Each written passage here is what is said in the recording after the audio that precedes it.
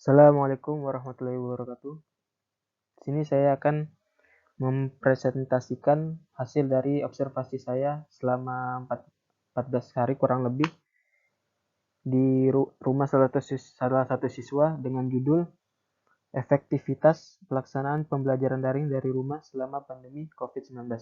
Laporan ini disusun oleh saya sendiri, Maulana Nasrul Abror, dengan NIM G0001901777. Abstrak. Penelitian ini bertujuan untuk mengetahui keefektifan penerapan pembelajaran online yang dilakukan oleh pemerintah selama pandemi COVID-19. Penelitian ini menggunakan metode yaitu angket dan wawancara. Subjek dari penelitian ini adalah salah satu siswa di SMP Negeri 22 Kota Balikpapan. Hasil penelitian menunjukkan secara umum penerapan pembelajaran daring terhadap siswa kelas 8 SMP Negeri 22 Balikpapan cukup efektif. Siswa dapat mengakses sendiri materi pembelajaran yang disampaikan oleh guru menggunakan gadgetnya. Video pembelajaran juga cukup menarik bagi siswa untuk menyelesaikan berbagai tahap pembelajaran dan memahami materi dengan baik. Namun terdapat ketidakefektifan dalam proses evaluasi. Pendahuluan. Kondisi pandemi COVID-19 telah mempengaruhi hampir seluruh aspek kehidupan manusia. Untuk memutus mata rantai penularan virus tersebut, banyak pembatasan yang dilakukan oleh pemerintah termasuk pemerintah Indonesia. Sampai saat ini, Kemendikbud masih belum mengizinkan pemerintah daerah untuk membuka sekolah.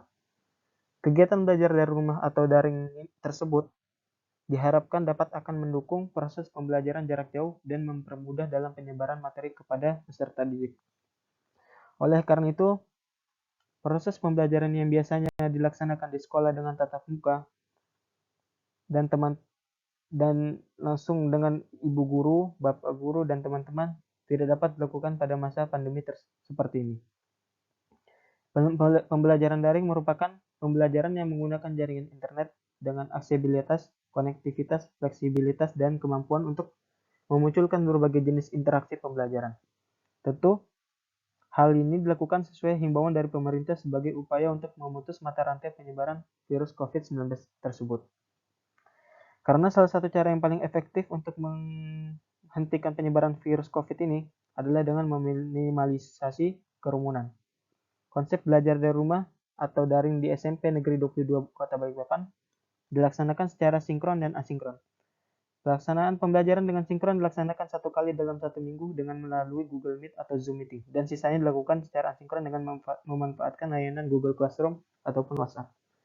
Tapi tidak semua guru melaksanakan pembelajaran melalui Google Meet atau Zoom Meeting. Pembelajaran menggunakan media video tersebut itu tergantung pada gurunya. Banyak juga guru yang melaksanakannya menggunakan Classroom ataupun WhatsApp karena dinilai lebih menghemat kuota. Metode, tempat, dan waktu. Kegiatan ini dilaksanakan pada masa pengenalan lingkungan persekolahan 1 atau PLP1 dalam rentang waktu 2 Februari hingga 15 Februari 2021 di rumah salah satu siswa kelas 8 SMP Negeri 22 Balikpapan. Metode dan desain pelaksanaan. Penelitian ini menggunakan penelitian kualitatif. Metode yang dilakukan dalam kegiatan ini adalah kuesioner atau wawancara, serta observasi terhadap subjek penelitian yang merupakan salah satu siswa kelas 8 SMP Negeri 22 Balikpapan. Pelaksanaannya dilakukan dengan cara, yang pertama, penulis atau saya melakukan persiapan dan perencanaan agar observasi yang dilakukan berjalan dengan lancar. Kedua, yaitu pelaksanaan, di mana saya melakukan pengamatan wawancara dan mengumpulkan hasil dari wawancara tersebut. Yang ketiga, pengolahan data, yaitu saya melakukan analisa dan evaluasi data yang diperoleh dari hasil observasi. Yang keempat atau yang terakhir ialah penyusunan laporan, yaitu saya diharuskan menyusun laporan guna melaporkan hasil observasi yang telah dilakukan. Hasil dan pembahasan. Dalam situasi mewabahnya COVID-19 di tanah air, semua sekolah di seluruh Indonesia memberlakukan sistem online. Sekolah online atau daring di mana situasi belajar tidak lagi tatap muka membuat banyak pertanyaan mengenai efektivitas sistem belajar tersebut, termasuk siswa. Berdasarkan hasil kuesioner dan wawancara, siswa mengatakan sistem online dengan Zoom atau media lainnya adalah alternatif belajar tatap muka di tengah wabahnya COVID-19. Oleh karena itu, mereka berharap efektivitasnya diharapkan harus setara dengan pembelajaran tatap muka. Selain adanya persepsi mengenai proses evaluasi yang berbeda, beberapa faktor yang ditemukan juga menjadi penyebab dari ketidakefektifan proses belajar dari rumah. Adalah karena banyaknya gangguan ketika proses belajar berlangsung seperti game atau TV yang membuat siswa kurang fokus dalam pelaksanaan proses evaluasi pembelajaran. Siswa cenderung ingin cepat selesai. Di sini perlunya peran orang tua dalam mengkondisikan anaknya agar belajar dengan efektif. Siswa cenderung ingin cepat. Kurangnya komunikasi secara efektif antara guru dengan siswa, serta siswa dengan siswa lainnya menyebabkan proses pelaksanaan belajar dari rumah ini lama-kelamaan menjadi membosankan bagi siswa. Beberapa hal ini yang juga menyebabkan proses belajar dari rumah ini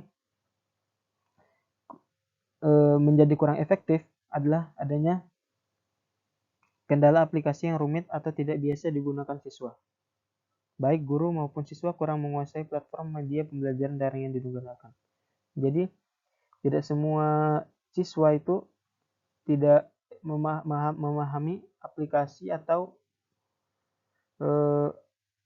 aplikasi yang digunakan. Jadi, guru sebaiknya melakukan edukasi untuk menggunakan aplikasi yang digunakan untuk pembelajaran daring tersebut. Adanya kendala mengenai proses evaluasi dalam pembelajaran daring yang dirasa terlalu berat, sejalan dengan temuan Mustaqim mengenai efektivitas pembelajaran daring menggunakan media online selama COVID-19. Bahwa untuk meningkatkan kualitas pembelajaran daring selama pandemi ini, maka pemberian materi pembelajaran sebaiknya disampaikan secara ringkas, meminimalisir mengirim materi dalam bentuk video berdurasi panjang untuk menghemat kuota. Memilih media berupa video dengan menggunakan bahasa yang mudah dipahami, tetap memberikan materi sebelum penugasan, namun dalam pemberian tugas hendaknya tidak terlalu banyak, dan soal hendaknya lebih variatif, serta pemberian tugas harus disertakan dengan instruksi yang jelas. Ini semua agar siswa tidak terlalu tertekan dengan banyaknya tugas yang diberikan.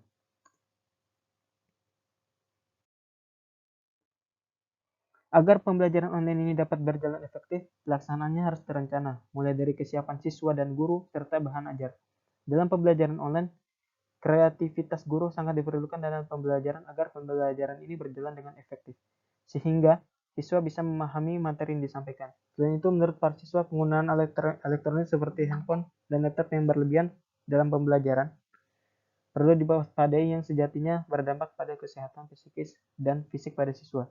Jadi, orang tua siswa diharapkan untuk mengkondisikan anaknya dalam penggunaan gadget seperlunya dan tidak berlebihan. Kesimpulan, berdasarkan hasil dan pembahasan yang telah dibahas pada bab sebelumnya, kesimpulan yang dapat diambil adalah bahwa pelaksanaan belajar dari rumah atau daring tersebut untuk siswa kelas 8 SMP Negeri 22 Balikpapan berlangsung cukup efektif. Siswa bisa mengakses sendiri materi pembelajaran yang disampaikan guru dengan menggunakan gadgetnya. Penggunaan media video pembelajaran juga cukup menarik minat siswa untuk menyelesaikan setiap tahap pembelajaran dan memahami materi dengan baik. Namun, ketidakefektifan pada proses evaluasi. Karena biasanya proses evaluasi ini dilakukan bersama guru di sekolah. Jadi, ketika di rumah, orang tua tidak begitu mengerti dengan apa yang disampaikan pelajaran pada materi yang disampaikan oleh gurunya.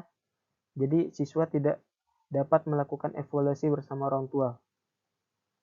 Mungkin cukup sekian presentasi yang dapat saya sampaikan. Kurang lebihnya mohon maaf. Assalamualaikum warahmatullahi wabarakatuh.